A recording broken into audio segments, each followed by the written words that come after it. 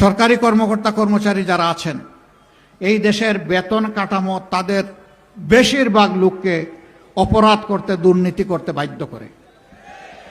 আমার সামনে এখানে পুলিশ, বিজিবি, রেবেল লোকেরা আছেন। আর্মি এবং বিজিবির লোকেরা যখন বাহিনীতে যোগদান করেন, তখন তারা দেশের প্রতি ইঞ্চি মাটিকে হেফাজত করার জন্য জীবন দেওয়ার শপথ নিয়ে যোগদান করে। দেশে কিংবা বিশ্বে দ্বিতীয় কোনো সার্ভিস নাই যেখানে জীবন দেওয়ার শপথ নিতে হয়। এই যারা জীবন দেওয়ার শপথ নিয়ে সার্ভিসে যোগদান করেন, তাদের দায়িত্ব আর অন্যদের দায়িত্ব কি সমান হবে নাকি?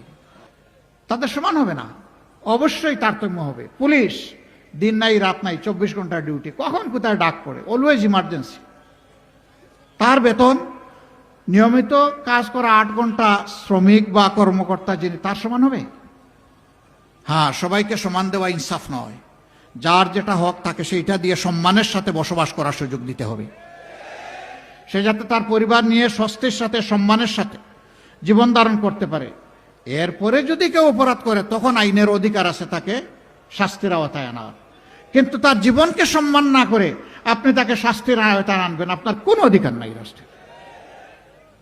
আমরা এইভাবে যে পেশায় আছেন তাদেরকে সেইভাবে সমন্বয় করবো ইনশাআল্লাহ। যারা চাঁদাবাট্টা করেন, এই পেশা ছেড়ে দেন, এটা কোনো পেশা না, এটা ভিক্ষার চেয়ে নিকৃষ্ট। ভিক্ষা হালাল, চাঁদা হারাম। হ্যাঁ, আপনার যদি পেটের ক্ষুধা থাকে, অনটন থাকে, আল্লাহ আমাদের যে সম্পদ দিয়েছেন, রিজেক্ট দিয়েছেন, আসেন এখান থেকে আপনাকে ভাগ দেবো, অসুবিধা নেই। তারপরে ওই কাজটা ছেড়ে দেন, মানুষকে কষ্ট দেবেন না।